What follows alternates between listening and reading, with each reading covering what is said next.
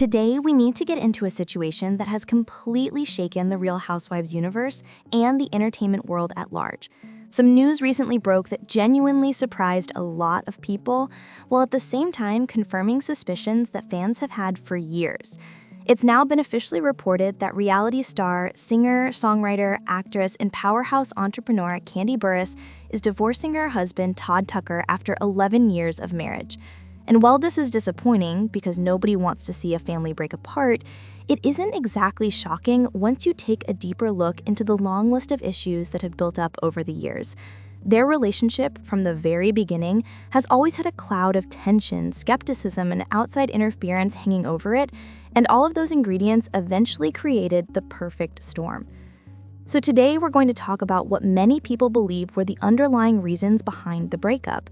We're going to go back to the early days of their relationship, revisit the drama with family members, discuss the rumors, explore the emotional distance that grew between them, and break down the speculation surrounding their intimate life and potential infidelity. This is a story with many layers, and the deeper you go, the more you realize this divorce didn't happen overnight. It was the result of years of unresolved issues. Let's get into it. Kandi and Todd's relationship actually began on the set of The Real Housewives of Atlanta. Kandi was one of the most prominent cast members at the time, and Todd worked as a line producer. They didn't start off romantically involved, but things shifted during a cast trip to South Africa. That trip was where they really connected and found themselves genuinely vibing with one another. But because Todd was working behind the scenes and Kandi was in front of the camera, the two had to keep their budding romance extremely private, at least at first, because production relationships are generally frowned upon. Eventually, Todd decided to leave his job to pursue the relationship openly, which on the surface looked like a grand gesture of love. But that's where the first wave of skepticism rolled in. A lot of people questioned whether Todd was moving out of genuine affection or whether he saw an opportunity by getting with a highly successful, financially secure celebrity like Kandi. At that point in her life, Kandi was already an established songwriter, Grammy winner, businesswoman, and reality TV star. She was sitting comfortably on wealth and influence, which made a lot of people wonder if Todd had strategic motives. And as the relationship got more public, those suspicions only grew louder. One of the first people to openly question Todd's intentions was Natalie, a friend to the show who appeared during one of the earlier seasons. Natalie suggested that Todd was always on the come-up and had a history of putting himself in situations that benefited him socially or professionally. She implied that Todd had a pattern. Whenever he got involved with someone or something, the end result always seemed to put him in a better position than before. Even if she didn't outright call him a clout chaser, the implication was loud and clear, and it planted seeds of doubt. But the situation became even messier when Todd's alleged ex-girlfriend, Malia, began circulating posts on social media claiming that Todd left her to be with Kandi. She allegedly said Todd talked down on Kandi, calling her names and mocking her music even while he pursued her. These alleged posts painted a picture of a man who wasn't genuinely in love, but instead saw Kandi as a door into the entertainment industry and Atlanta's elite social circle. Whether the posts were real or exaggerated remains unclear, but the narrative they portrayed stuck with viewers. And once people start believing someone is using another person for personal gain, that label becomes very hard to shake off. Now, if there is one person who never hid their feelings about Todd, it's Kandi's mother, Mama Joyce. From the moment Todd came into the picture, Mama Joyce expressed extreme mistrust. She openly called Todd an opportunist, and she believed wholeheartedly that he was only with Kandi to elevate himself. She thought he lacked ambition and wasn't contributing financially in a meaningful way, which irritated her since Kandi was accustomed to being the breadwinner. Mama Joyce also believed that once Todd got into Kandi's world, he stopped working with the same intensity as before. She even said, sarcastically, that if she could replace Todd with someone who had a decent job, she would. This tension didn't stay behind the scenes either. It spilled onto the show and became a major storyline for several seasons. Mama Joyce and Todd's mother, Miss Sharon, even had confrontations, and sadly, Miss Sharon passed away before they ever truly reconciled. Kandi often found herself caught in the middle, trying to maintain peace between the two families while building her own marriage. But the strain never went away. Even after Kandi and Todd had their children, Mama Joyce's energy toward Todd remained the same.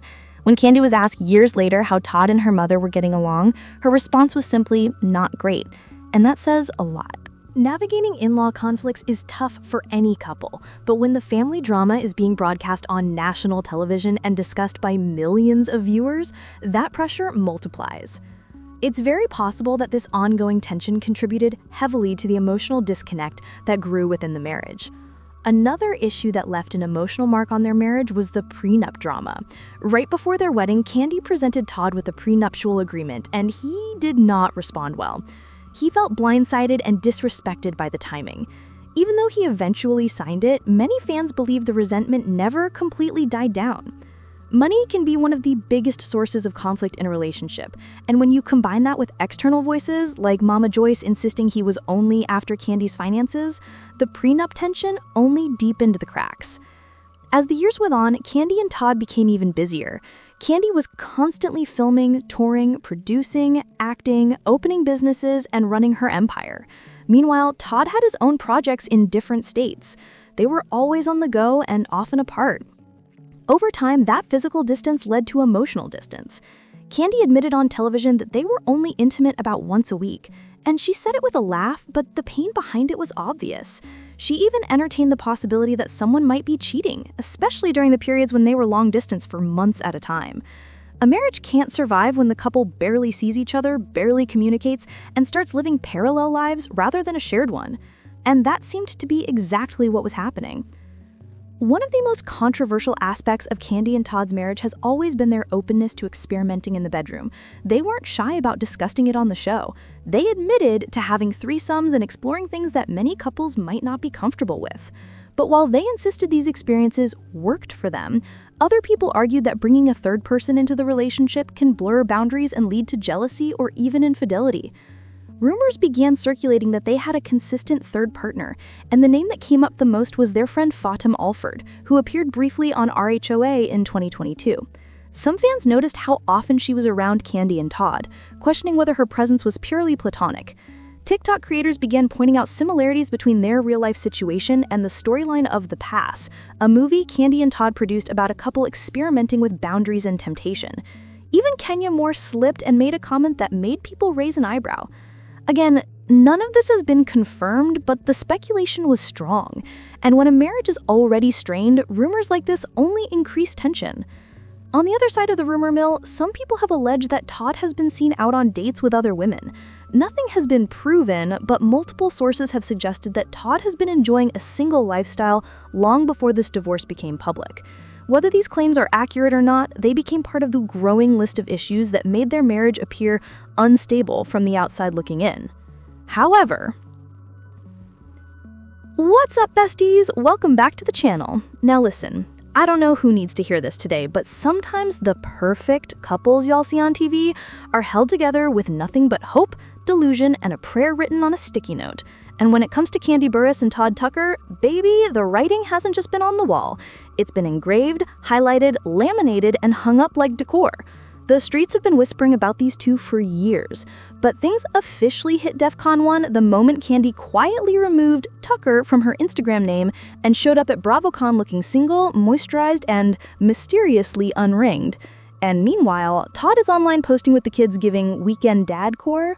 The whole situation is messier than Shannon Sharpe in a room full of blonde women, and you know he is tired of being dragged into our foolishness. But I said what I said. Now, let's rewind this thing all the way back to 2011, because the seeds for this entire saga were planted long before the Instagram unfollow Olympics began. When Todd and Kandi first crossed paths, he was working behind the scenes as a production manager for The Real Housewives of Atlanta. And you know who noticed him first? Miss Phaedra Parks herself. She said Todd was cute, articulate, down to earth, basically the kind of man she thought Kandi should test drive. But here's where the eyebrow raises start. Phaedra had to push Todd toward Kandi. Push. Like, sir, why do you need encouragement to talk to a woman you supposedly want? When a man likes a woman, he does not need a pep talk. He will sprint. He will leap. He will cartwheel. Todd needed a nudge, like he was being forced into a group project. When the cast went on that South Africa trip, Todd and Kandi finally connected for real, and by the time they were back in Georgia, they were knocking boots like it was a team-building exercise. But even then, Todd was perfectly comfortable keeping things casual. Kandi was the one who laid down the line and asked, "So what are we doing? Are we building a real relationship or not?" She said, and I quote, "I don't need any new friends." Essentially, either pipe up or pack up. And suddenly, Todd decided he was all in. Isn't it funny how quick men commit when they realize the woman they're messing with is not playing games? Because of the show's rules, they had to keep the relationship quiet. But once things got serious, Kandi told Todd to quit the job so they could go public. Now, here's the part that makes everybody tilt their head. Todd didn't have a backup plan. But Kandi was already thinking empire, partnership, building together, elevating him. She literally said that if she loves you, then there's nothing the two of you can't do together. In other words, she was ready to bring him into her world and put him on. But the moment their relationship was public, a woman named Mela stepped up with allegations that Todd had left her to be with Kandi. And the claims she made, child.